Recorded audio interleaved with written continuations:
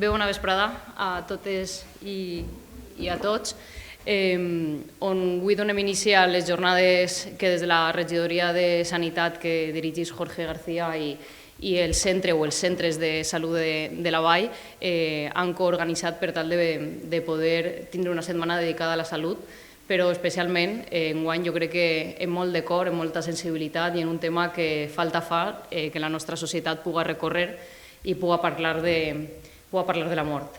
I crec que és un tema realment sensible que parla de la gestió de les emocions, un tema jo crec absolutament necessari posar en evidència la falta des de les institucions i el repte que tenim tant les institucions com la societat de parlar més de la gestió emocional i poder portar-lo al nostre dia a dia, ja siga en la gestió de la mort o ja siga en la gestió, no sé si heu vist la sèrie Adolescència, on posa en evidència la necessitat que cada vegada més la pròpia gestió de les xarxes socials, l'estar connectats tot el dia i tot el que passa allà darrere, posa en evidència la necessitat d'una societat que ha d'avançar en aquesta qüestió.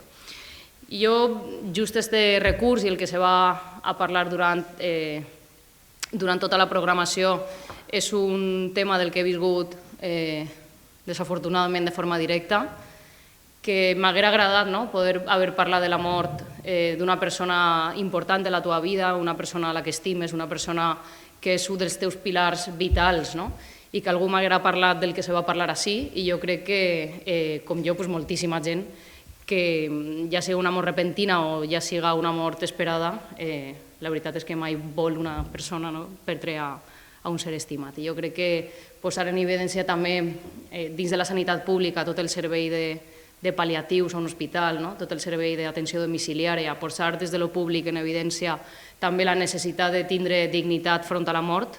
Si demanem dignitat durant la vida, crec que toca demanar la dignitat també a l'hora de morir i fer-lo amb la sensibilitat que el pacient necessita i sobretot que la família, en aquest moment, el pitjor de la seva vida, és aquest acompanyament. Aleshores, donar l'enhorabona als que han organitzat aquestes jornades, posar en valor també la sanitat pública, que és la de totes i la de tots, la que no mira el compte bancari quan un està malalt, i la necessitat, jo crec, de forma col·lectiva de reforçar-la i d'apostar i de lluitar per ella. Així que enhorabona, Jesús, una vegada més, un gran col·laborador de la ciutat, ho va ser durant la pandèmia i jo crec que és una persona de les que s'implica i de les que creu que és important buscar una millora social i deixar una ciutat o un món millor del que van trobar. Aleshores, enhorabona a tot el centre de salut, a tots els treballadors públics i a tota la gent que s'implica per fer també de la Vall una ciutat millor. Espero que gaudim de les jornades i ara ja li passo la paraula a Jesús, que també donarà la benvinguda a les jornades. Bueno, buenas tardes a todos. Bienvenidos a la inauguración de la Semana de la Salud del 2025. Dar las gracias a la alcaldesa por su presencia en esta inauguración, al concejal de Sanidad Jorge García, a los técnicos del Ayuntamiento por su colaboración y esfuerzo, a Pachi por sus valiosas aportaciones y colaboración desinteresada y especialmente a los miembros del comité organizador, Guillem Valle, Elena Orenga y Ana Ventura, junto a los que Jorge y yo hemos preparado con mucha ilusión esta semana sobre un tema poco habitual en el debate público. Hablar de la muerte no es fácil, pero hablar de la vida hasta el final es necesario. Todos merecemos vivir con dignidad hasta el último instante y eso es justamente lo que nos une aquí hoy.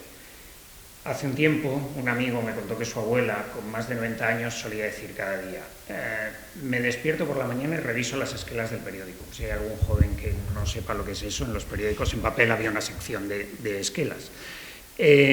Si no me encuentro en la lista, me tomo el café y sigo con mi día. Y es que a veces hablamos de la muerte con miedo, pero también podemos hacerlo con naturalidad y hasta con una sonrisa. Hoy, esta semana, estamos aquí para eso, para aprender a vivir hasta el último sorbo de café. Todos conocemos a alguien que ha pasado por un proceso de final de vida. A veces vemos despedidas llenas de amor y de serenidad, y otras momentos de incertidumbre y sufrimiento evitable. Hablar de esto nos da herramientas para que cuando llegue el momento podamos acompañar y ser acompañados de la mejor manera posible. Es más, si planificamos nuestras vacaciones, nuestra jubilación, incluso lo que vamos a cocinar el fin de semana, ¿por qué nos cuesta tanto hablar de cómo queremos vivir nuestros últimos días? La muerte nos va a llegar a todos y lo que está en nuestras manos es decidir cómo queremos vivir hasta el final. Una comunidad, una ciudad que sabe hablar sobre la muerte es una comunidad que sabe cuidar. Si aprendemos a escuchar los deseos de quienes están en sus últimos días y les damos dignidad y respeto, también estamos construyendo una sociedad más humana para todos. El problema es que muchas veces evitamos el tema hasta que es demasiado tarde. Y cuando llega el momento nos encontramos improvisando decisiones difíciles en medio del dolor. Pero, ¿y si en lugar de esperar a ese instante nos diéramos el permiso de hablar, de planificar y de acompañar con consciencia? Y eso es lo que pretendemos conseguir con esta semana. Poder hablar sobre el final de la vida, compartir nuestras experiencias y sentimientos sobre una fase de la vida a la que todos nos enfrentamos, aprender de las vivencias de los expertos que estarán con nosotros y conseguir herramientas para acompañar como comunidad a nuestros vecinos de una forma empática. Gracias de nuevo al Ayuntamiento por confiar en nosotros para desarrollar un tema tan poco habitual, al comité organizador y a los colaboradores desinteresados de todas las actividades de esta semana. Finalmente, solo una cosa más, recordar que estas jornadas son más que un espacio de aprendizaje, son una invitación a mirar la vida con más conciencia y amor hasta el final. Cada palabra compartida hoy puede sembrar una semilla de cambio en nuestra manera de acompañar, de cuidar y de despedir. Les invito a abrir el corazón, a escuchar con empatía y a llevarse de esta semana no solo conocimiento, sino también la certeza de que, hasta el último instante, la vida merece ser vivida con dignidad y cariño.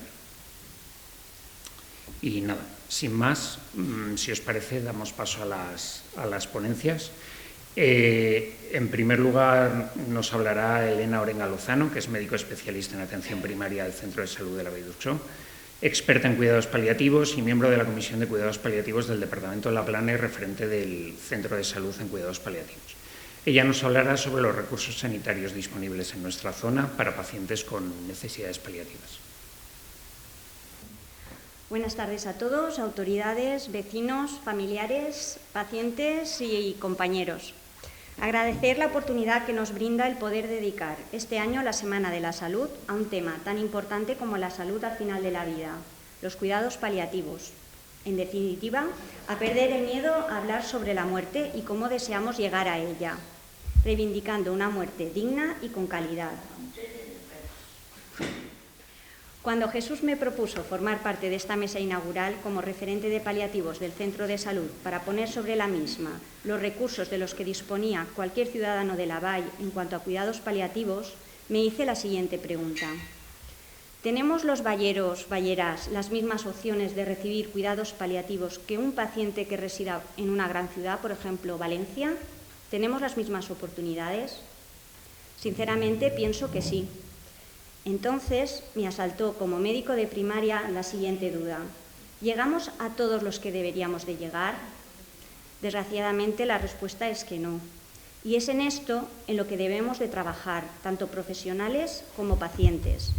Con esta semana vamos a intentar informar, despertar el interés y, en definitiva, reivindicar un derecho.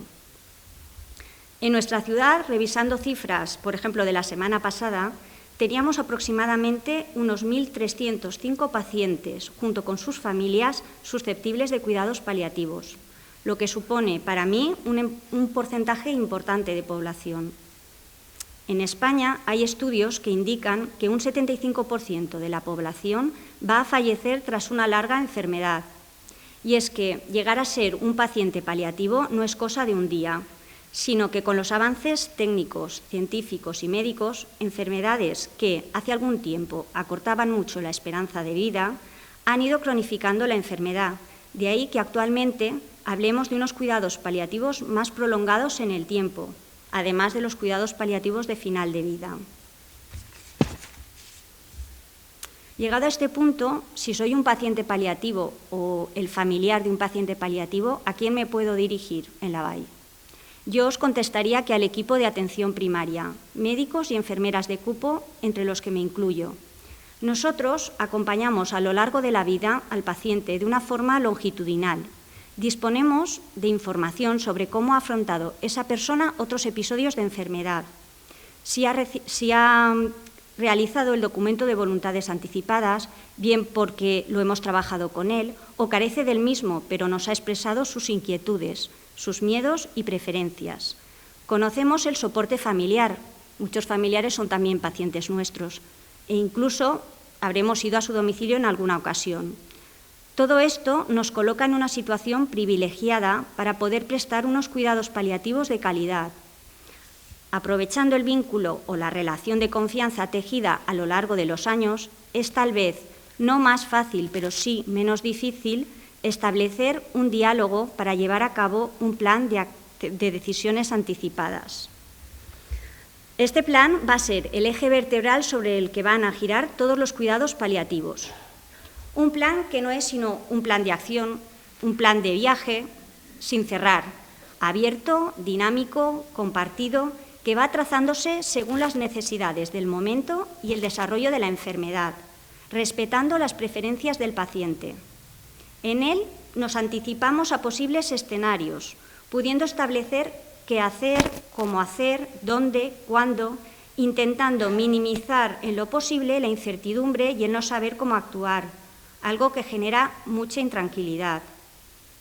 Además, todo este plan se va registrando en la historia clínica electrónica para que pueda acceder a él cualquier profesional que atiende al paciente, ya sea desde el hospital, desde el servicio de urgencias e incluso desde la SAMU con sus tablets, de modo que esto nos sirve de enlace y comunicación entre los distintos niveles asistenciales, garantizando una atención más homogénea y de mayor calidad, es decir, trabajando todos en la misma línea.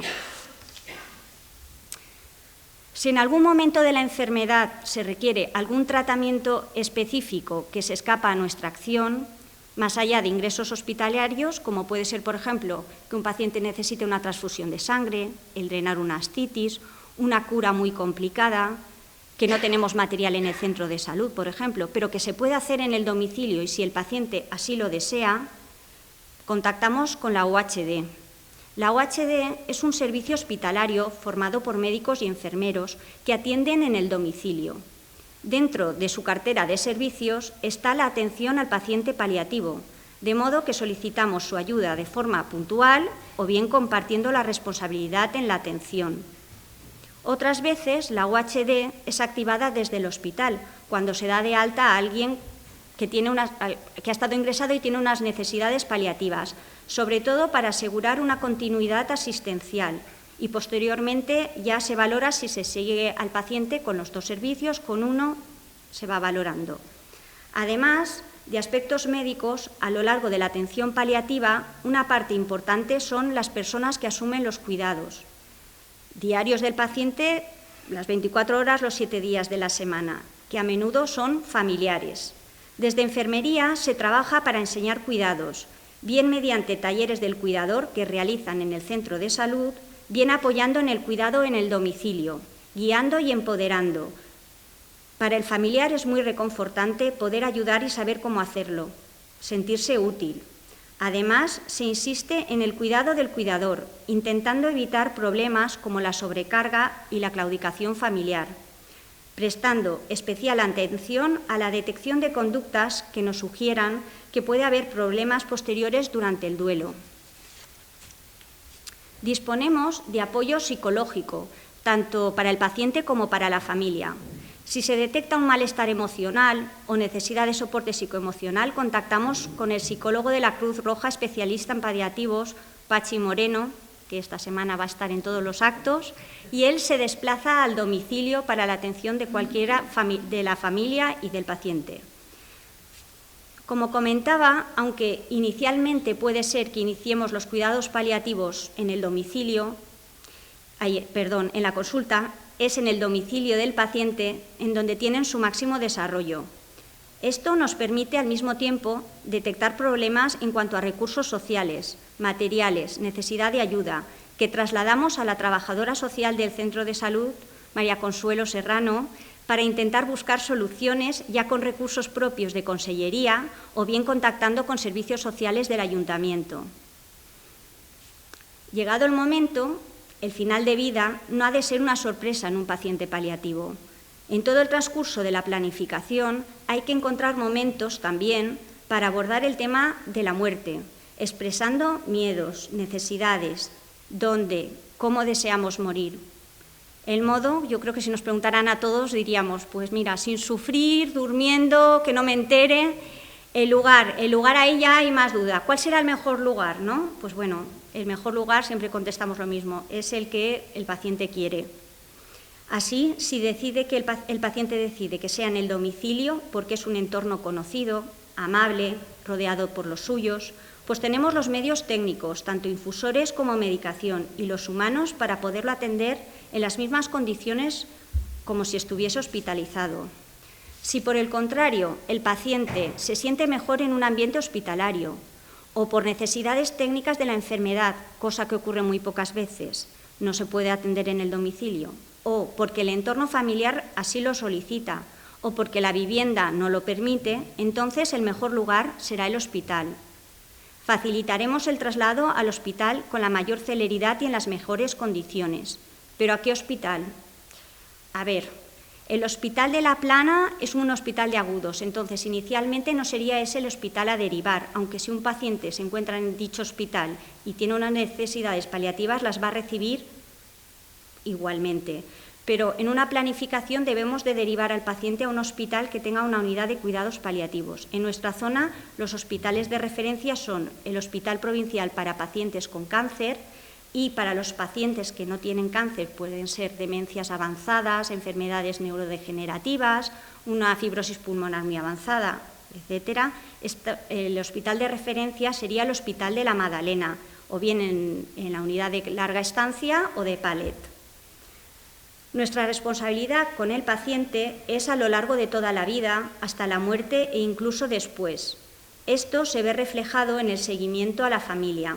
Seguimiento familiar en el duelo inmediato tras la pérdida, con acompañamiento, validando emociones y normalizándolo. Si detectamos una necesidad mayor de ayuda, disponemos de una psicóloga en atención primaria que trabaja con grupos de duelo y si no, pues volvemos a echar mano de Pachi.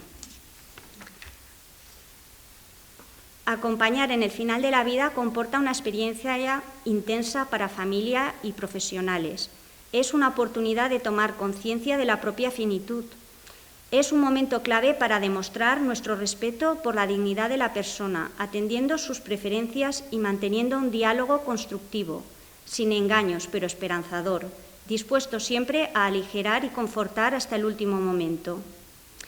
Yo me ha tocado detenerme en los recursos que nuestra ciudad dispone para garantizar que nadie tenga que afrontar este camino en soledad ni con sufrimiento evitable, pero no nos quedemos en esto únicamente. Ojalá con esta exposición haya visibilizado que el cuidado paliativo no es solo una cuestión técnica, es también humanidad. Una invitación a estar, sostener, acompañar, escuchar, cuidar y dar valor a cada momento, porque cuando el tiempo es limitado, lo que realmente importa es la calidad con la que lo vivimos y compartimos. Gracias.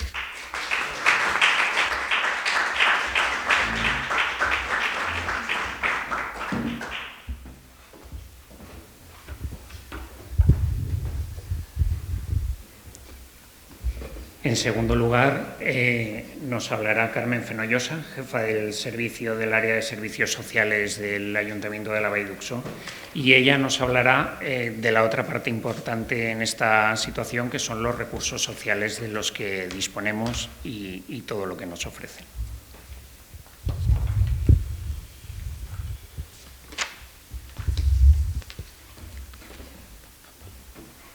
Bueno, bona vesprada a tots i a totes.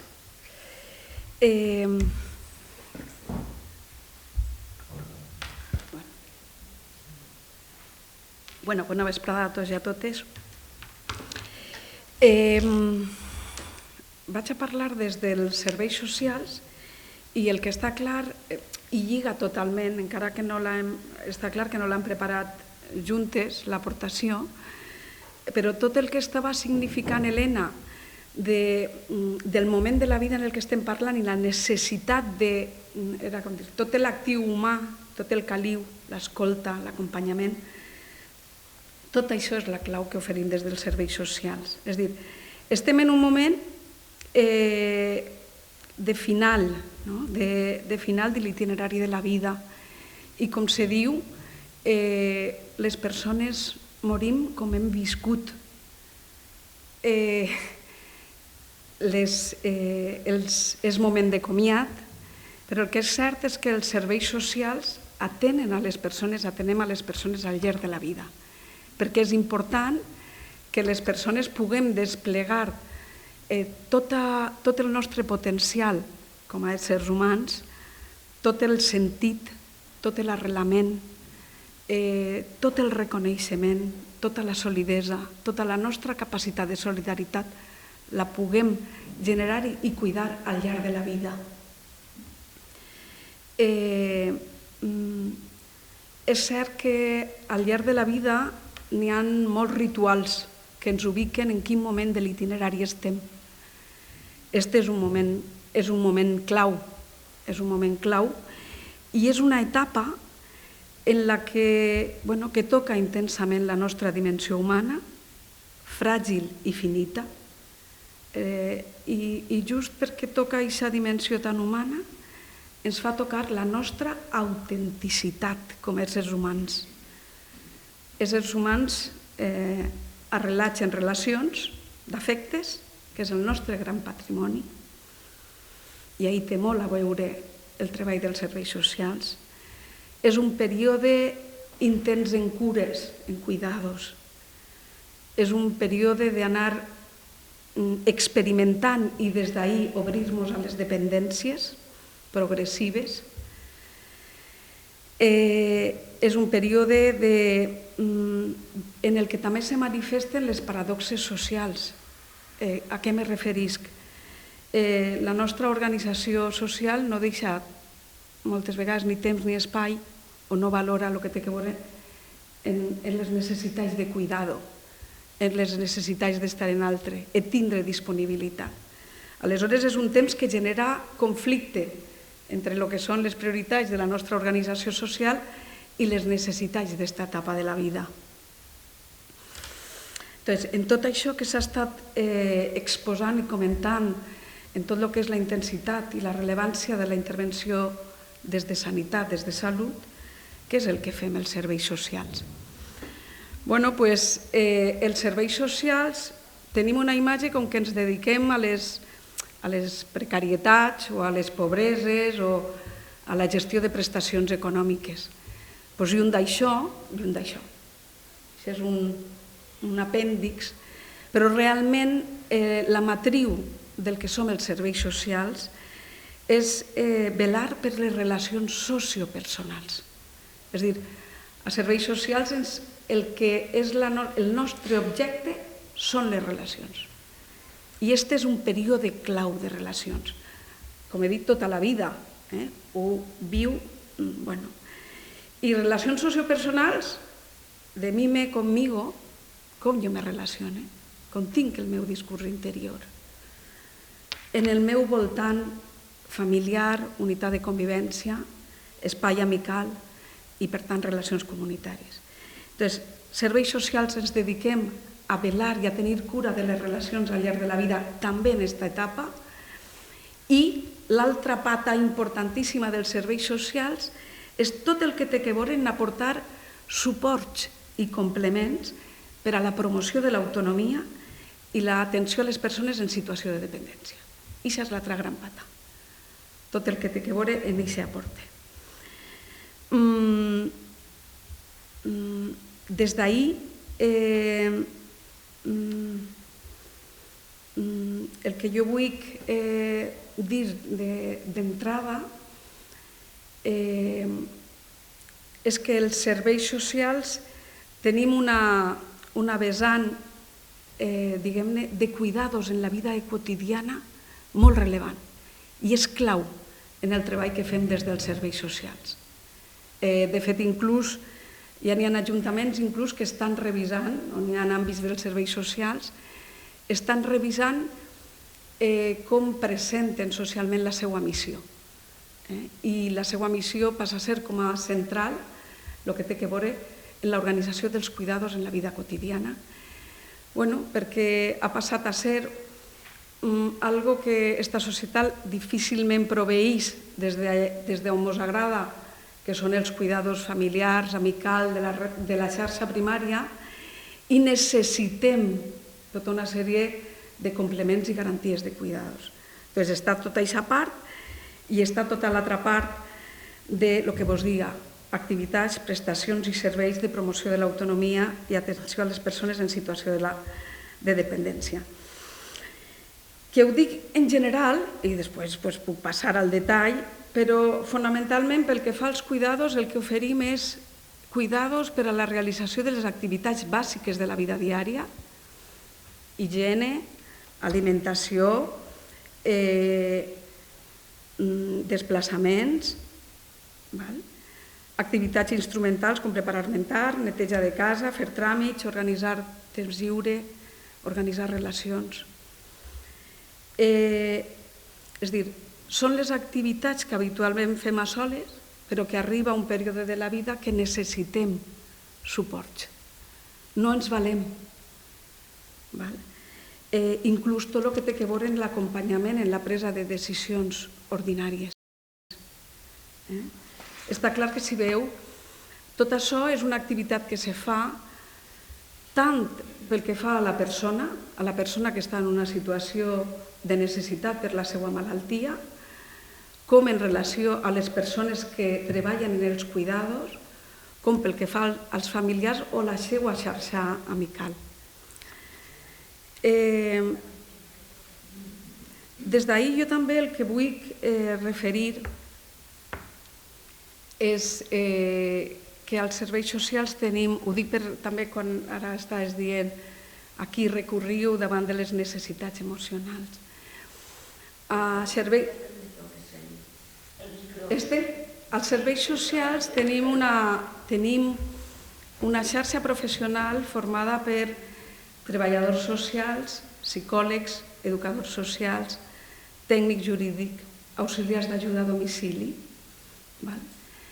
que són professionals experts, torne a dir, en el que són les necessitats personals des d'aquesta vessant emocional, des d'aquesta vessant de projecte vital, des de la component de sentit, des de la component d'establir vinculacions sanes, des de tot el que té a veure en potenciar que una persona puga desplegar-se en plenitud, puga ésser feliç, puga viure en sentit, puga viure sentint-se valuosa, important, el que ens dona, el que sabem que és la substància de la vida. Ahir n'hi ha tot un equip de professionals dedicat a això i torno a dir, experts en l'abordatge en lo personal, individual, en lo familiar i en lo comunitari. I quan ahir n'hi ha necessitat de suports o de reforços, ahir estem. De fet, en diferents moments de crisi vital, de l'itinerari vital, les persones i les famílies, totes, no és un tema de mancança de recursos econòmics. L'atenció de promoció de l'autonomia i serveis de suport en situacions de dependència són per a tots i totes, són dret subjectiu, és el que se diu prestació universal. M'explique el que vull dir? És per a tots i totes.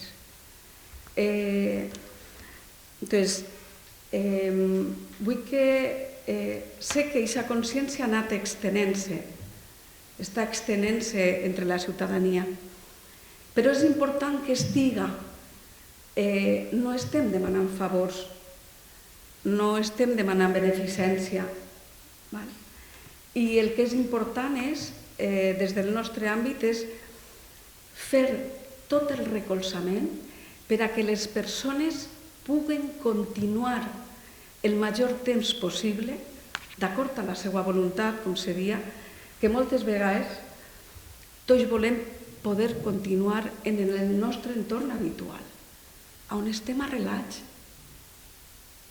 on estan les relacions cara a cara que ens donen sentit i que passen a ser tan rellevants en aquest període que us sent tan poca cosa i que moltes voltes ho viu. Moltes vegades són períodes en els que posarem tota la tecnologia de cuidados, però és cert que la gran inversió, la gran aposta, és que continuï la qualitat de les cures, de les presències, de les vinculacions, del reconeixement, de la valua. No ningú molesta. No ningú molesta. Bueno.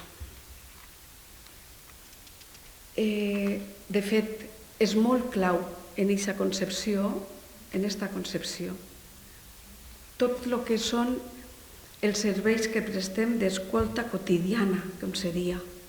Escolta quotidiana, respectuosa, profunda. Tant la persona que està en una situació d'experimentar que la vida física, arriba al seu fi, és molt important, com s'estava dient, que pugui tindre, que sàpia que l'Ajuntament té serveis professionals on pot acudir aquesta persona, els seus familiars, els seus representants legals, a compartir el que li està fent patir, el que li preocupa, el que necessita. I des d'ahí poder organitzar el recurso, és a dir, el que seria el pla personalitzat d'atenció, el més adequat a aquesta persona, com s'ha dit, a aquesta família, a aquest entorn familiar, a aquest veïnat. La Vall és un poble que continua tenint una xarxa interessant de cuidados de veïnat, inclús de parròquia.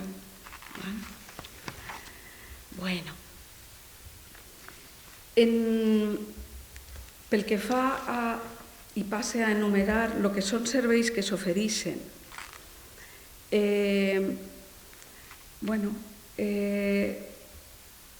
s'ofereixen com a molt coneguts tot el que té a veure en la informació, orientació i assessorament en el que són les prestacions i els serveis d'atenció a la dependència que s'ofereixen en els professionals d'atenció primària bàsica de serveis socials i s'ofereixen, i ahir l'Ajuntament el que fem és tot el que té a veure en la gestió, en la informació, orientació i assessorament i tot el que té a veure en la valoració en conjunció en l'àmbit sanitari, la valoració de les persones en situació de dependència a efectes de gestionar aquestes prestacions.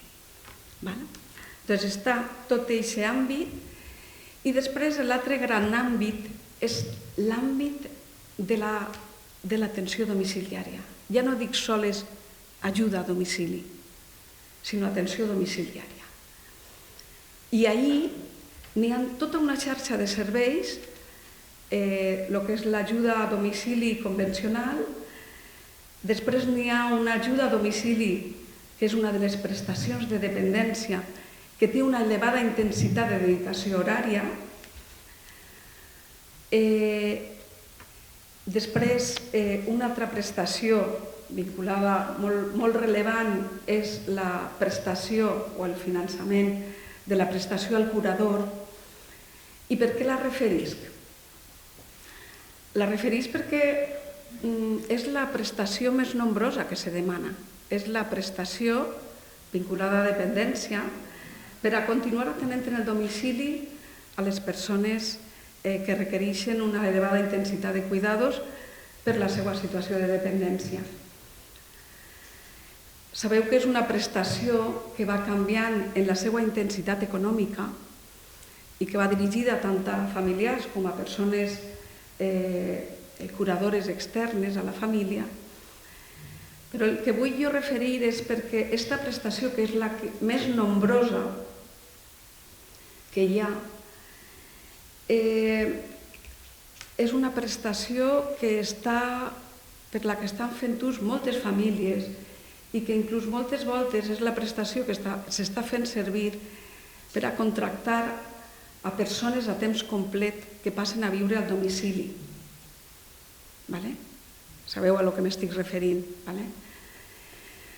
Jo ahir el que vull referir, el que vull que sapiguem tots i totes, perquè és un àmbit en el que se reprodueix moltes voltes una desigualtat social important, és que la prestació econòmica que se rep per el curador no és la prestació per la que hi ha que finançar a la persona externa. És una prestació econòmica per ajudar a les persones i a les famílies a proveir els cuidados. Però és important que les condicions en les que està contractada la persona cuidadora siguin les condicions que regulen els serveis domiciliaris, els serveis el que s'està utilitzant des d'empleades de la llar. M'explique? El que estic referint és que aquest àmbit, és a dir, la intensitat que requereixen les persones, la intensitat de cuidados és elevada i les famílies posem el millor que podem per atendre els nostres familiars, però moltes voltes hem de recurrir a persones que passen a estar, diguem, internes. El que vinc a dir és que és molt important, i ho dic perquè és una praxis que hi ha que corregir, és important que sapiguem que l'aport econòmic que se fa des de les ajudes de dependència és parcial i que permanèixer al domicili requereix d'aportació econòmica de la persona afectada i ser moltes voltes també dels familiars. Bueno.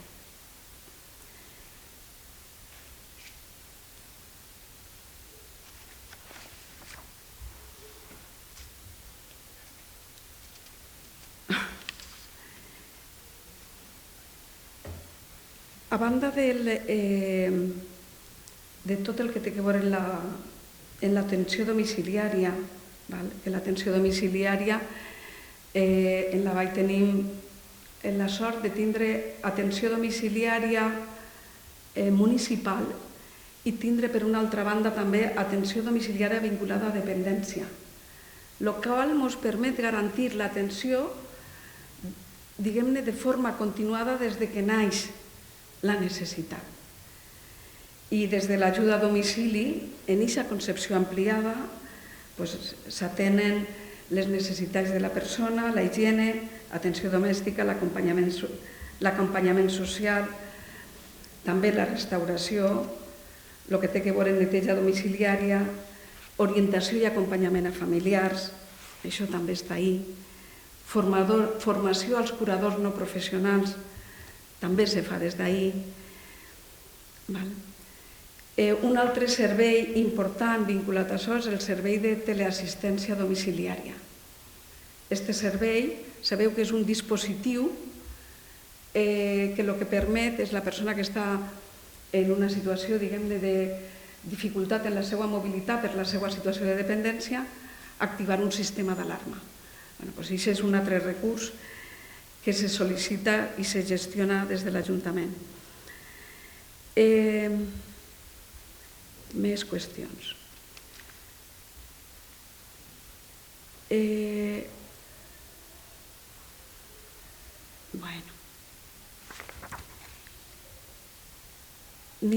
És important que sapigueu que tenim un servei de suport també a les persones curadores.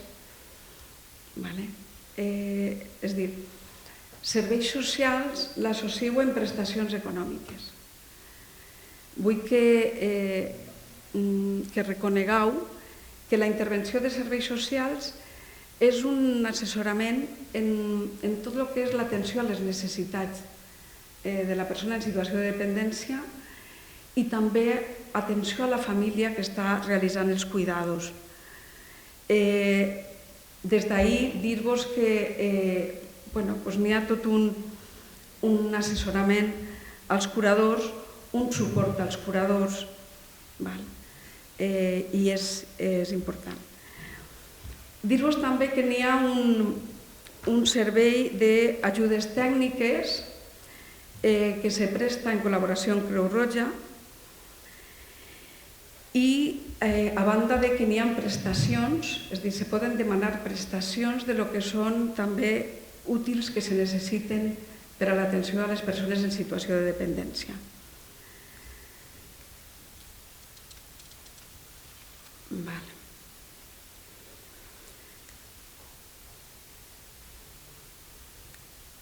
Dir-vos també que una de les qüestions importants que ens ocupa des dels serveis socials és poder activar tot el que té a veure en el servei de companyia, d'acompanyament, de convivència, de foment de les xarxes de cura. I tot això ho fem a partir dels clubs de convivència, dels centres socials. I tot això és una de les qüestions en les que també s'està fent molta incidència.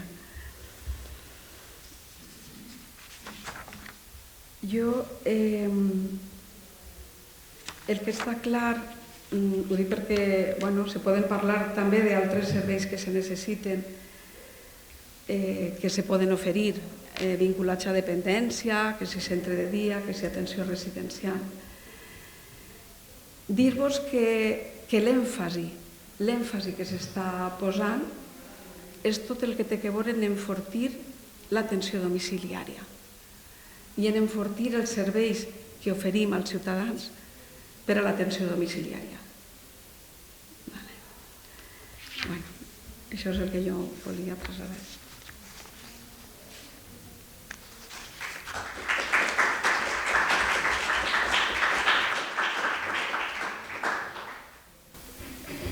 Deciros que si os habéis quedado con ganas de saber más cosas de cuidar al cuidador, que se ha comentado en las dos ponencias, y de los recursos y cómo acceder a ellos, el jueves en el Centro de Salud por la mañana habrá dos talleres, uno de cuidando al cuidador que lleva la enfermería de los centros de salud y otro sobre estos recursos sociales que llevan a las trabajadoras sociales tanto del centro de salud como de servicios sociales del ayuntamiento, en el que trataremos todo esto con un poco más de detalle. Y también habrá otro taller más el jueves sobre el documento de voluntades anticipadas que se ha comentado también en la primera parte. Y nada, sin más, si queréis, gracias Carmen, damos paso a la tercera ponencia.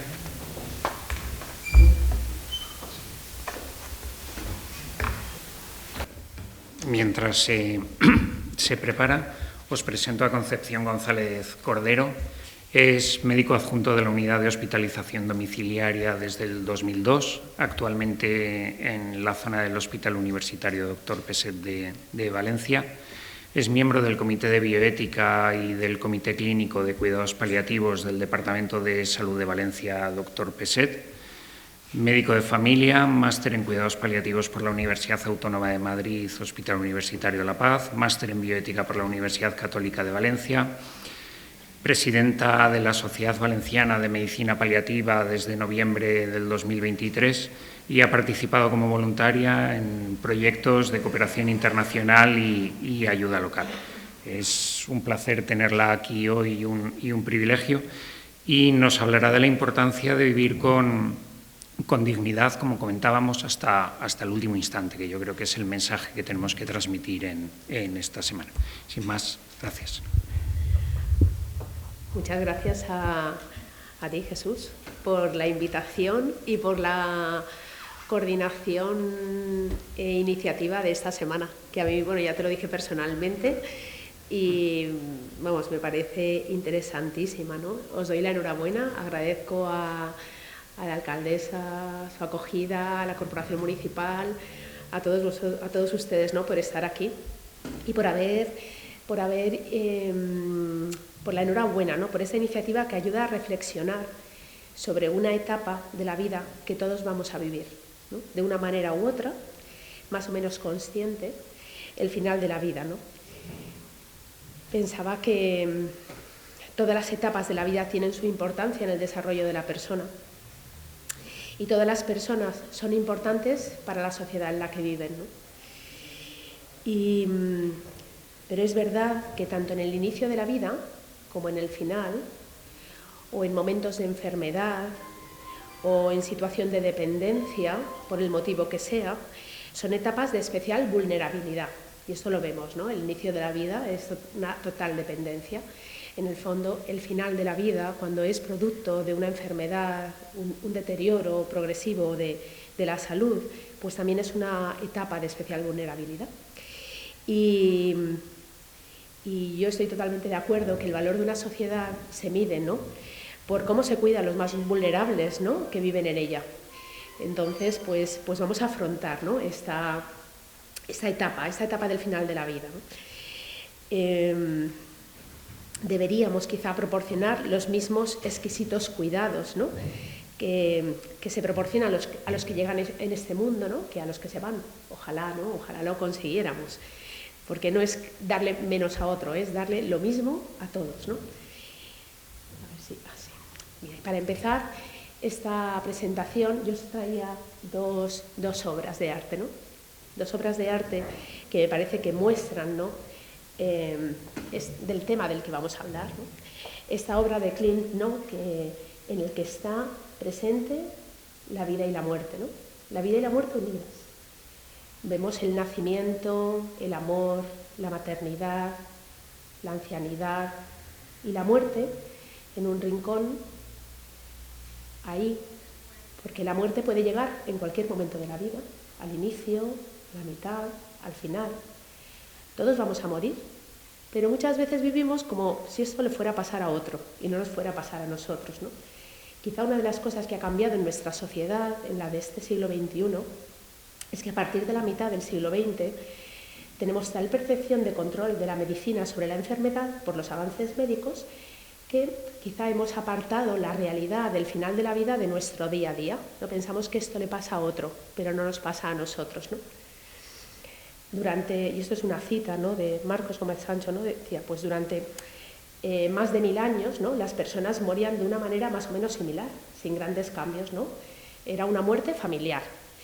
El enfermo moría en su casa, haciendo del hecho de morir el acto cumbre de su existencia, ¿no? Estaba rodeado por su familia, ¿no?, y de esa manera era más fácil vivir la propia vida hasta el último momento, con la mayor dignidad y sentido, rodeada de sus seres queridos. Pero a veces la negación de la muerte, tan característica de nuestro mundo, pues ha conducido a cambios profundos, ¿no?, que afecta a cómo se ha estado atendiendo quizá a los enfermos, ¿no?, y es un poco los enfermos cuando están en esa fase de final de vida. La otra obra que os traía es esta obra, ¿no?, de Pablo Picasso, del inicio de su obra, que se llama Ciencia y Caridad. Quizá es una imagen muy alejada de lo que, ¿no?, si ahora tuviéramos que saldrá alguna imagen, pero la realidad del final de la vida, pues quizá no encontraríamos esto. A mí me ha encantado la presentación que ha hecho Elena, también antes, porque cuando ha dicho que dónde estaría mejor atendido un paciente en el final de la vida, pues yo he pensado casi seguro en Laval seguro que mejor, porque la medicina paliativa, que es una de las cosas que vamos a abordar, es mucho de uno a uno. Y en una sociedad en la que hay más conocimiento, es más fácil que podamos llegar a las necesidades reales de la persona. Y muchas veces en las grandes ciudades o grandes capitales, pues la persona tiene otro riesgo aparte de la enfermedad, que es la soledad. Y eso le hace especialmente vulnerable. Y aquí estos riesgos, en una sociedad como Laval, en una ciudad como Laval, pues es quizá más fácil poder atenderlos. Pero en el final de la vida, ¿no?, en los últimos momentos, pues a veces no tenemos ese médico sentado al lado del paciente, no tenemos la presencia de su familia, de esa madre, ¿no? Quizá esa niña no. Ahora nos plantearíamos, ¿no? Los niños tienen que estar, pueden entrar en la habitación, pueden despedirse, ¿no? Eso son preguntas habituales, ¿no? Y la caridad, pues quizá está alejada, ¿no?, en nuestra sociedad.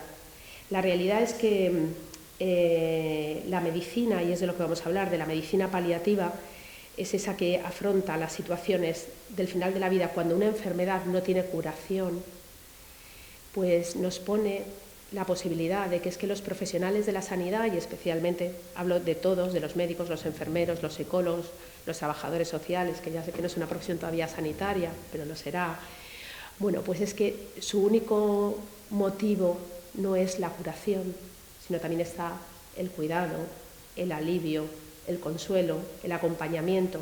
Y esto no son funciones o misiones además de, no es que son principales. Ahora lo vamos a ver, es que ha habido un cambio radical, ¿no? Y vamos a afrontarlo, ¿no? Porque nos ha ocurrido. Los avances en la medicina han sido tales y van a ser más, y nos damos la enhorabuena y nos encanta que sea así, que hemos avanzado tanto que de verdad en algunos momentos hemos llegado a pensar que la muerte es algo alejado de nuestra existencia, porque lo podemos controlar y no nos entra en la cabeza que no podamos a lo mejor resolver una situación o que no tengamos una cura para una enfermedad. Decimos, ¿cómo es posible? Bueno, pero es que esa es la realidad. Vendrán otras enfermedades, conseguiremos la curación para otras, pero sin embargo nos encontramos con esa realidad de que al final podemos tener, ¿no? Como dice Francesc Torralba, ¿no? Podemos tener enfermedades incurables, pero nunca vamos a tener enfermos incuidables. Y para eso es para lo que las profesiones sanitarias estamos, ¿no? Para curar, pero en muchos otros momentos para cuidar, aliviar o acompañar, ¿no? Existe un miedo, ¿no? Existe un miedo, y me parece que esta semana puede ayudar mucho. Existe un miedo a hablar del proceso de morir, ¿no? Mirad, este es uno de los cambios radicales, ¿no? Porque estamos ahora en otro escenario totalmente distinto a los años 50 del siglo pasado. Esta es la esperanza de vida, luego vamos a ver, porque esta gráfica llega hasta el 2007, pero es quizá la gráfica más clara en la que se puede ver el cambio radical en el siglo XX, ¿no? Esta es la esperanza de vida al nacimiento en España, cuando nacían en el 1900 y hasta el 2007. Y luego veremos hasta ahora la de la actualidad. Al principio del siglo XX, la esperanza de vida estaba alrededor, no llegaba a los 40 años de edad. Esta era nuestra situación. Al principio ya del 21, pues estábamos alrededor de los 84, 85 años, más para las mujeres que para los varones, ¿no? Aquí se ve claramente en la gráfica, a ver si lo señala, no se ve. Bueno, alrededor del 1921, un poquito antes, es la famosa gripe española que baja la esperanza de vida.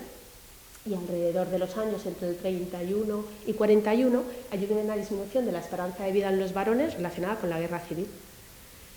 Pero luego ya es en ascenso continuamente, y eso ha sido gracias a unos avances, muchos avances, no solamente médicos, también sanitarios, de higiene, muchísimas, de condiciones de vida, y es es impresionante, ¿no? Cuando esto ya compara solamente en los últimos 30 años, ¿no? Está hasta el 22. Ahí se ve cómo disminuye la esperanza de vida en relación a la pandemia. Fue impactante, ¿no? La estamos remontando, pero la estamos remontando, ¿eh? Llegó a caer, ¿no? A disminuir la esperanza de vida al nacimiento en esos años por la cantidad de personas que fallecieron en los últimos, mayores de 80 años, y bueno, eso es especialmente, ¿no? Bueno, pues esta es nuestra realidad, que la vamos recuperando. ¿Y cuáles han sido los aspectos médicos que han hecho que hubiera este avance, ¿no? y que nos hace tener como ese control? Pues, por ejemplo, yo traía aquí algunos, ¿no? Bueno, pues para que viéramos también que tampoco son tan alejados, ¿no? Pero es que los han cambiado radicalmente. En los años 50 se coloca alrededor de los 50 el primer marcapasos. Esto cambia totalmente, ¿no? Los avances en cirugía y traumatología es que son evidentes. Yo en este último mes he sabido de 2 personas de 100 años operadas de fractura de cadera y que han salido adelante y bien, porque sus condiciones eran estupendas y porque las personas llegan muy bien al final de su vida, y es algo para lo que nos tenemos que preparar. Nos tenemos que preparar para una gran esperanza de vida, pero eso sí, con más, vamos a tener que cubrir más necesidades, ¿no? Pues la insulina hace un siglo que se empezó a utilizar, algo que es ahora totalmente habitual su uso en los pacientes diabéticos, ¿no? Los trasplantes, ya veis, no hace ni un siglo del descubrimiento de la penicilina, y desde luego no llegamos a un siglo del primer uso de los antibióticos, y después de este ha venido muchísimos más. Bueno, claramente esto ha sido un cambio revolucionario en lo que tenemos, ¿no? ¿Y qué es lo que nos dicen, por ejemplo? Pero a pesar de todos estos avances, que en España, pues en el mundo, la gente nos continuamos muriendo, ¿no? Entonces, más o menos hay alrededor de 400.000 personas fallecen todos los años en España. De esas, unas 45.000 son en Comunidad Valenciana. Y de todos los fallecimientos, un 50%, la primera causa de muerte ahora mismo en España es el cáncer, en el 2023 volvió a ser el cáncer, y las siguientes son las enfermedades cardiovasculares. Y esos son el 50%, ¿no? Eso significa pues que esos son los que fallecen, pero hay muchos más, ¿no? A mí me ha impresionado, ¿no, Elena, también el dato que ha dado de personas con necesidades paliativas de vuestra población? Son muchas.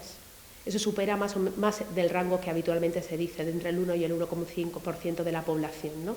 Son muchas más. Por tanto, vamos a necesitar más recursos para poder atender bien a las personas en situación final de vida, ¿no? Porque ante el final de vida tenemos dos posibilidades de respuesta ética, ¿no?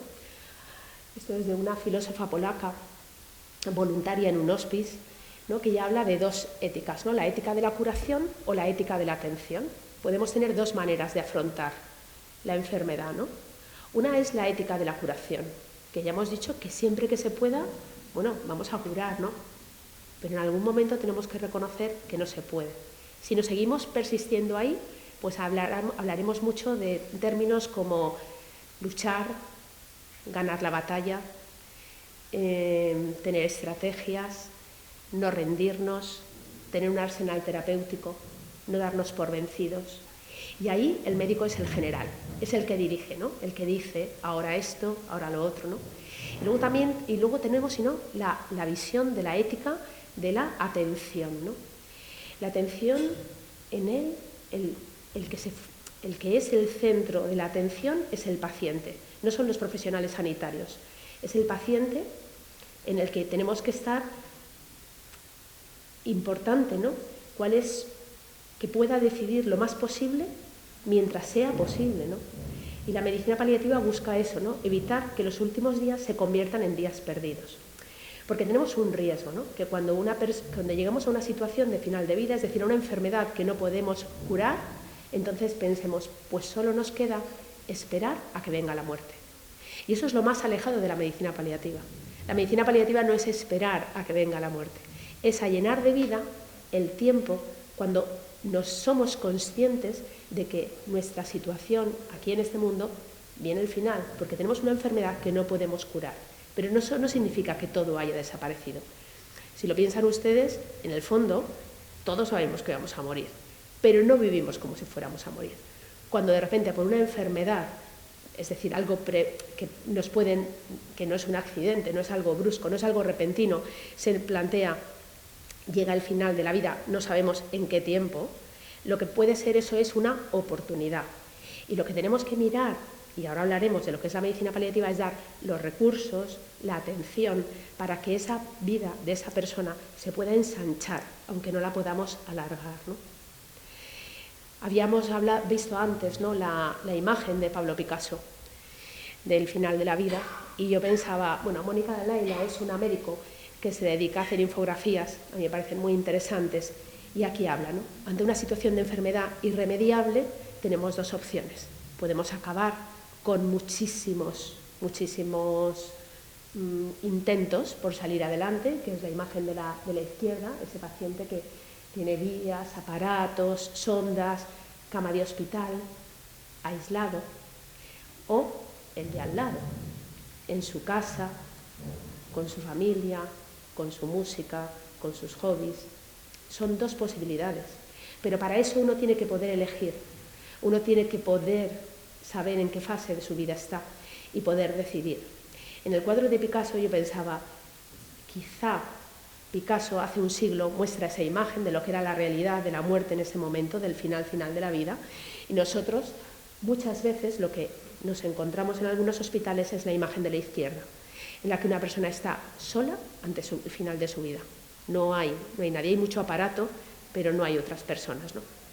¿Y qué hacemos los profesionales, ¿no? ¿Qué hacemos los profesionales de la sanidad cuando cuáles son las actitudes ante el final de la vida? Pues las actitudes ante el final de la vida, yo vengo aquí como médico de paliativos, pero no siempre tenemos los profesionales las mismas actitudes, ¿no? Me encantaría decir que todos tenemos las mismas actitudes, pero podemos tomar varias actitudes. Voy a traer 4. Esto es de un estudio de un artículo de una revista ética, ¿no? Actitudes ante el final de la vida. Los profesionales de la salud podemos tener la del abandono, es decir, yo no puedo hacer más y yo he sido formado para curar, y cuando no puedo curar, ¿qué hago?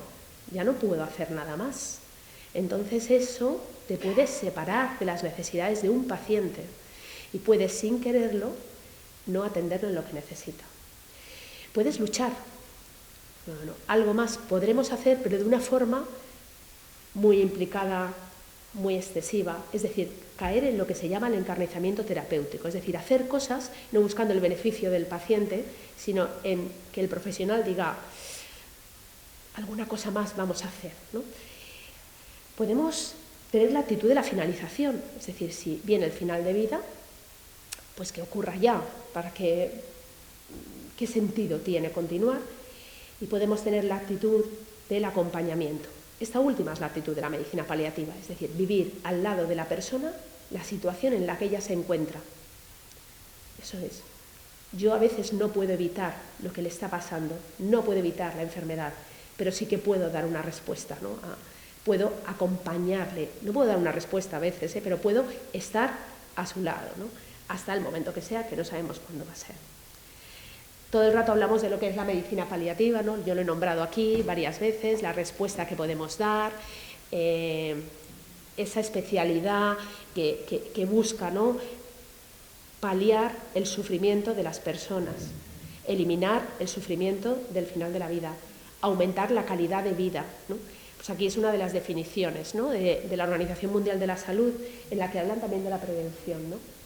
Los cuidados paliativos son un modo de abordar la enfermedad, una enfermedad avanzada e incurable, que pretende mejorar la calidad de vida tanto de los pacientes que afrontan una enfermedad como de sus familias, mediante la prevención y el alivio del sufrimiento, a través de un diagnóstico precoz, una evaluación adecuada y un oportuno tratamiento del dolor y de otros problemas, tanto físicos como psicosociales y espirituales. Claro, la medicina paliativa, los cuidados paliativos, miran a la persona de una forma holística. La miran no a ella sola, la miran en una familia, en una realidad, en unas circunstancias, y buscan mejorar la calidad de vida en esa situación, ¿no? Por eso la relación, como ven aquí a la derecha de la imagen del equipo paciente-familia, tiene que ser una relación muy fluida, porque es necesario que sea entre todos, ¿no? La familia no es algo ajeno, ¿no? A veces en los ámbitos hospitalarios, yo no sé si ustedes lo han experimentado, a mí me impresiona que todavía siga ocurriendo, pues a veces cuando una persona está en el hospital, ¿no?, entonces pasa enfermería, médico, da igual, y le dicen a la familia, sálgase. Pues si la familia es un aliado, no es un enemigo, ¿no? Bueno, pues en los cuidados paliativos la familia es fundamental. Y el equipo también. Porque fíjense, ¿no?, si estamos hablando que los problemas que aparecen en esta fase, que no sabemos cuánto tiempo va a ser, son físicos, psicosociales, espirituales, emocionales. No, eso no se puede hacer cargo una sola persona. Para eso es necesario un equipo que trabaje conjuntamente. Es difícil, sino que se pueda hacer una buena atención a esa persona, ¿no? ¿Y cuáles son los cuidados paliativos? Es como un taburete que tiene 3 patas, ¿no? Y con las 3 se puede aguantar, pero si falla una, se nos cae el taburete, ¿no? ¿Y cuáles son las 3 patas? Pues las que tienen a la izquierda, ¿no? El control de síntomas. Control de síntomas nos referimos a esa parte física o también espiritual y emocional, ¿no?, de las necesidades de la persona, ¿no?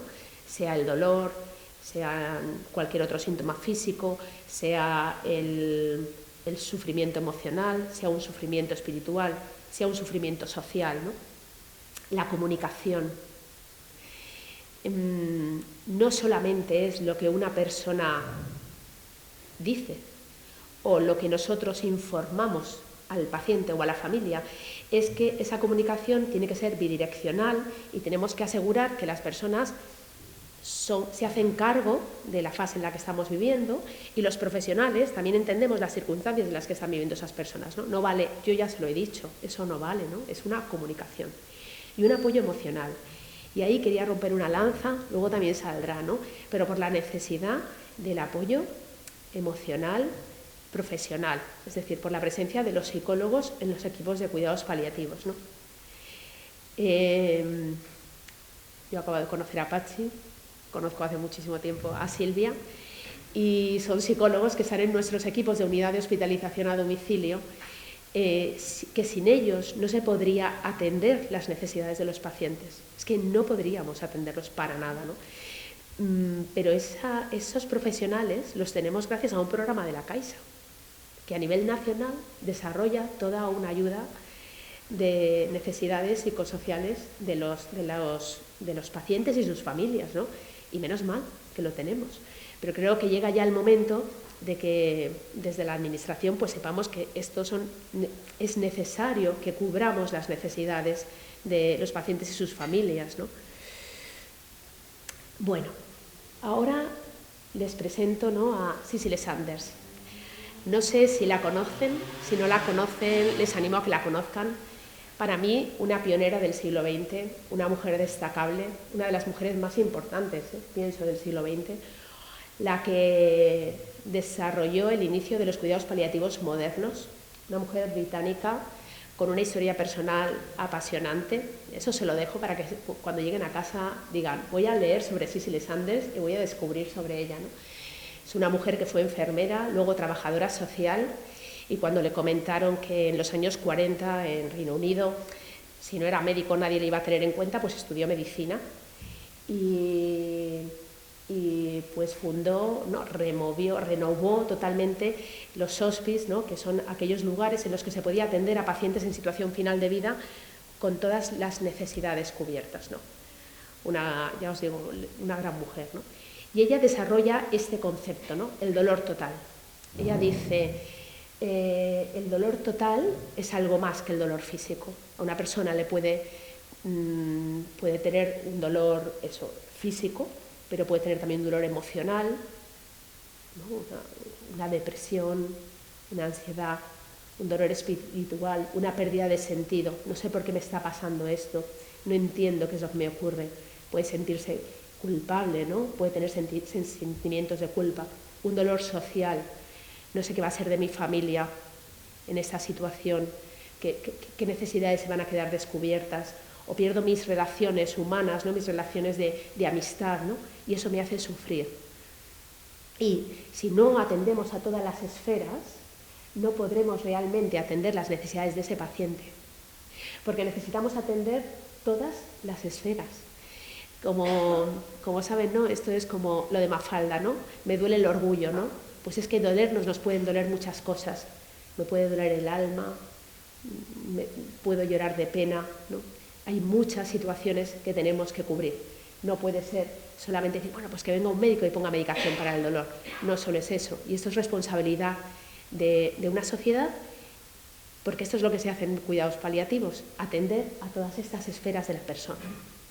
Me encantó cuando me mandó Jesús todos los libros que van a estar a disposición de toda la población, ¿verdad?, para poder, final de vida, duelo, niños, adultos. Me gustó muchísimo y además te lo agradezco como un tesoro.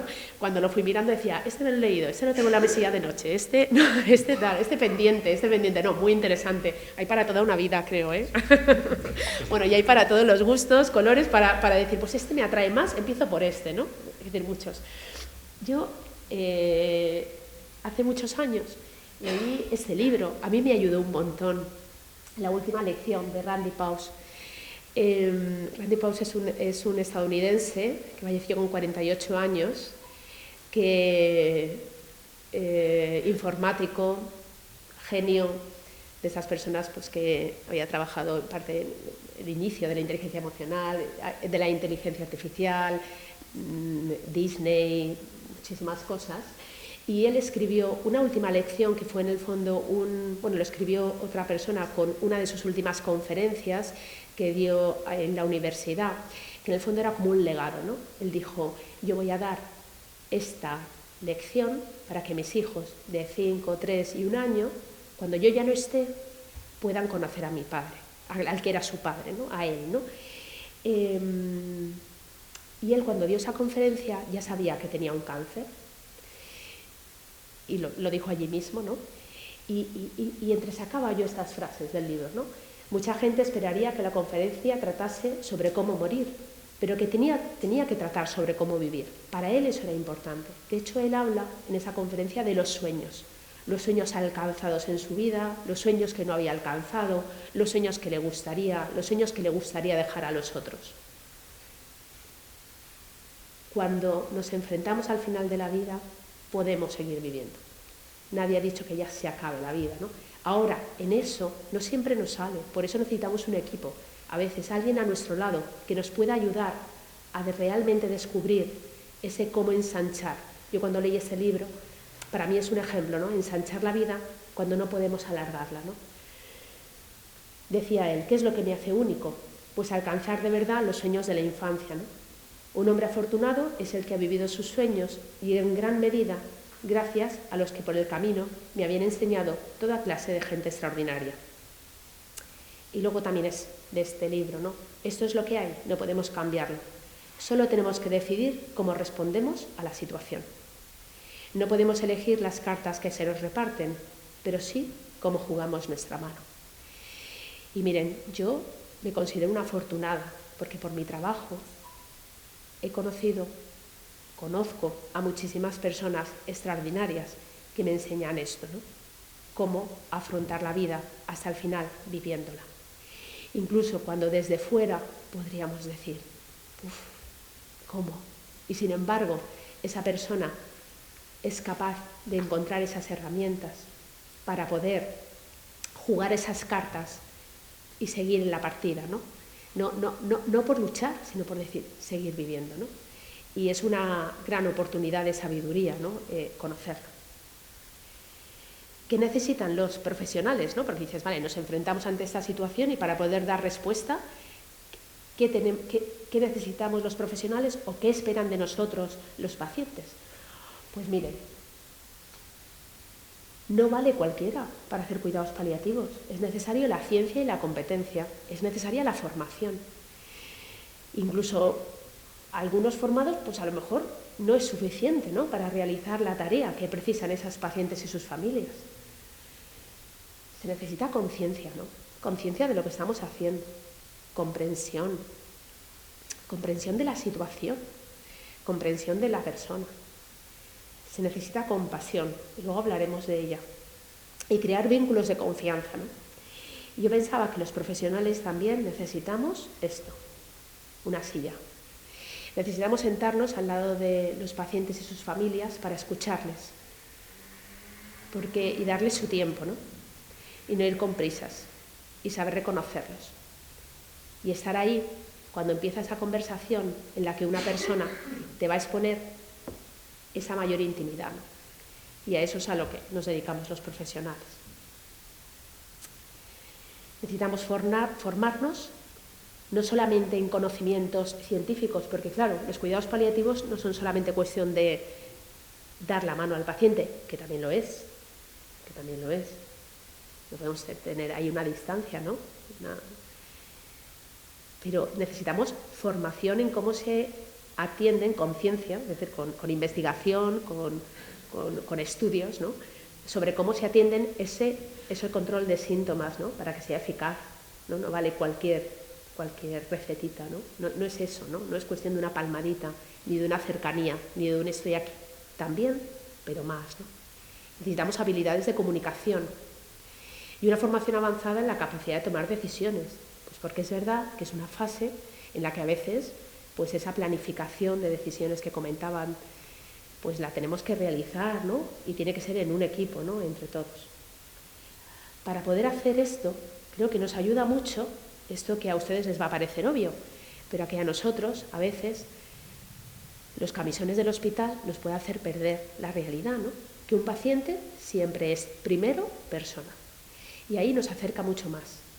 La relación entre el paciente y el profesional es de persona a persona, de uno a uno, sin tanta distancia, ¿no? Y por eso, ¿verdad?, ya nos alejamos de la enfermedad incurable y nos dirigimos al paciente cuidable, ¿no?, que es una persona, ¿no?, que necesita, lo primero, ser reconocido como persona. Los pacientes nos podrían decir, es que yo no soy una enferma, soy una persona que tiene un problema, ¿no? Esta deshumanización, a veces, en el ambiente hospitalario es muy real, nos ocurre. Y yo a veces pienso, cuando nos ponen sobre todo estos camisones, que encima están abiertos por detrás, ¿sabes?, es que la deshumanización, vamos, es como casi, ¿no?, en cuanto entras ahí dices, no me trates así, ¿no? Derecho a ser importante, derecho a recibir información, respeto a sus convicciones, a sus opiniones, a sus gustos, a su religión, a su espiritualidad, coincida o no coincida con la de los profesionales, por supuesto. Necesidad de comunicación, de relación, de amor, de mantener la esperanza, ¿no? Estas actitudes son importantes en la relación entre los profesionales de medicina paliativa y los, bueno, de cualquier profesional, pero esto lo aporta la medicina paliativa especialmente, ¿no? La acogida, el respeto, la escucha activa, la sonrisa, ¿no? Hace poco una enfermera de nuestro equipo decía, me encantaría estudiar cómo influye la sonrisa cuando atendemos a los pacientes. Es que es una realidad, y como yo la veo trabajar a ella, y ella entra en una habitación del domicilio, nosotros tenemos la suerte de trabajar en el domicilio, le sonríe y se ilumina la habitación, pero porque te lo dicen ellos, pues yo lo veo, no sé cómo lo vamos a demostrar, pero es una realidad, la sonrisa cambia, la comprensión, la empatía, ¿no?, el no juzgar, ¿no? Y esto es difícil, porque nos pasamos haciendo juicios continuamente en nuestra mente, ¿no? El estar, a veces es la presencia, ¿no? No es tanto hacer como estar, sin prisas. Bueno, pues estas son actitudes que necesita el paciente y la familia en situación de un final de vida, ¿no? ¿Y cómo es la situación en España, ¿no?, de los recursos en cuidados paliativos? Es decir, que todo esto que nos parece importante, que los pacientes lo valoran, que las familias lo valoran, como me decía Tania antes, me decía, es que es muy importante, ¿no?, muy importante que cómo se siente una familia acompañada. Pero ¿cómo es la situación? Pues la realidad, y como nos decía Elena, es que para poder atender a esos 1.300 personas con necesidades paliativas aquí en Laval, pues os deben faltar recursos, me parece, seguramente, ¿no?, para poder llegar a las necesidades reales.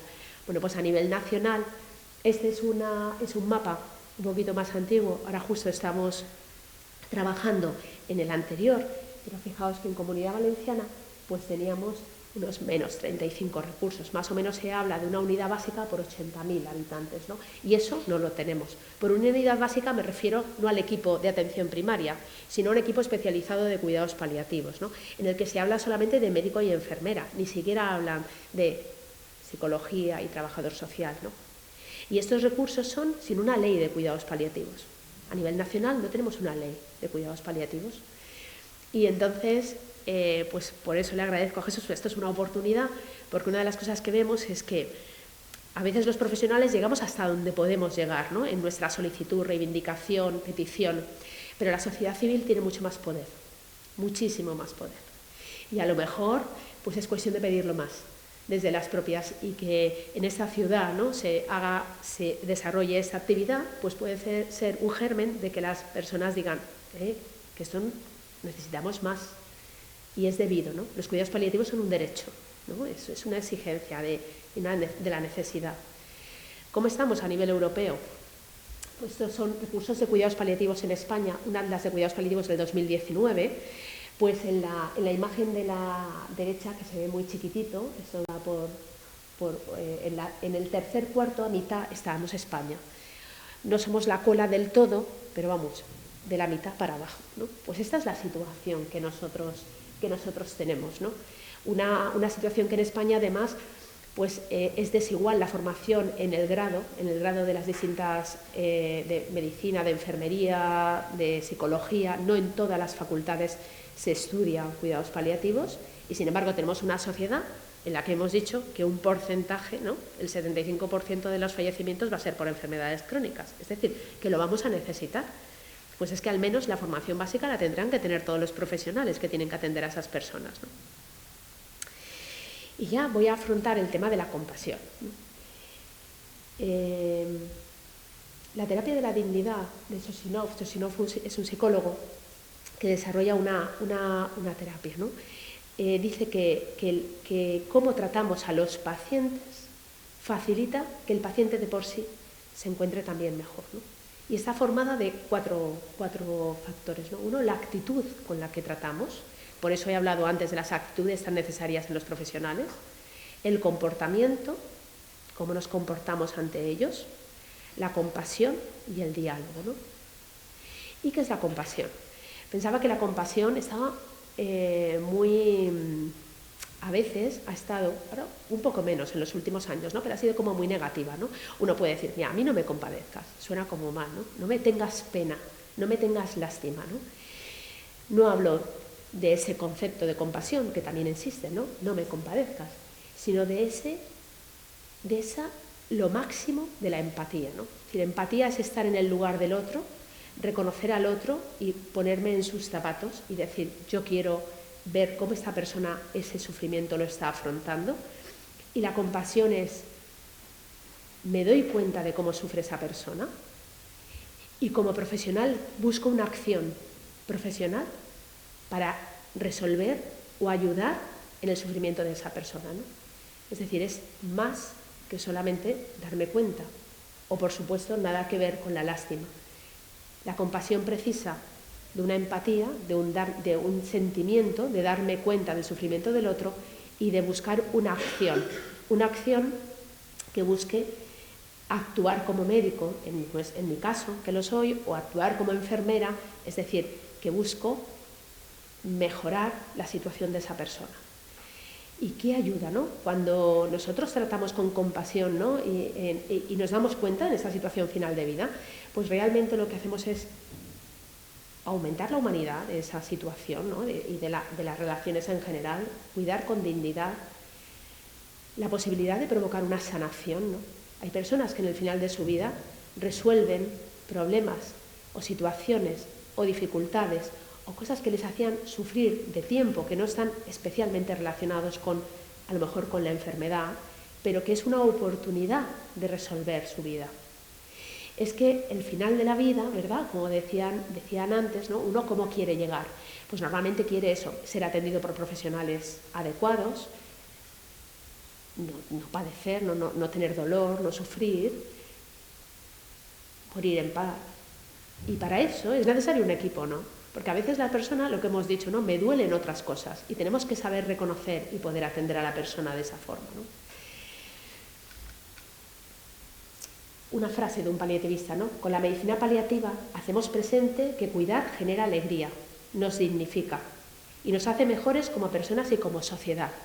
¿Y por qué digo esto? Porque a veces uno puede decir, la medicina paliativa se refiere a los cuidados paliativos al final de la vida, los momentos antes de morirme. Esos son cuidados paliativos, pero eso no son los cuidados paliativos con mayúscula. Los cuidados paliativos empiezan cuando una persona se enfrenta a una enfermedad que es incurable a un tiempo, aunque incluso en ese momento esté recibiendo tratamientos para intentar frenar, para intentar parar. Pero esa situación de enfermedad ya sé que no tiene curación. Ahí es cuando tienen que empezar los cuidados paliativos. Entonces no se igualan con morirme ya, sino con una etapa de mi vida en la cual tengo que ensancharla, ¿no?, en la que no puedo alargarla, o a lo mejor la puedo alargar un poco con algunos tratamientos, pero sí que puedo ensancharla, ¿no? Y ya para finalizar, pues una frase conocida, pero para mí siempre es un regalo encontrarla y se la regalo a ustedes. Es una frase de Cicely Saunders, ¿no?, de esa pionera. Tú importas porque eres tú y tú importas hasta el último momento de tu vida. Nosotros haremos todo lo que podamos no solo para ayudarte a morir apaciblemente, sino también para ayudarte a vivir hasta que mueras. Muchas gracias.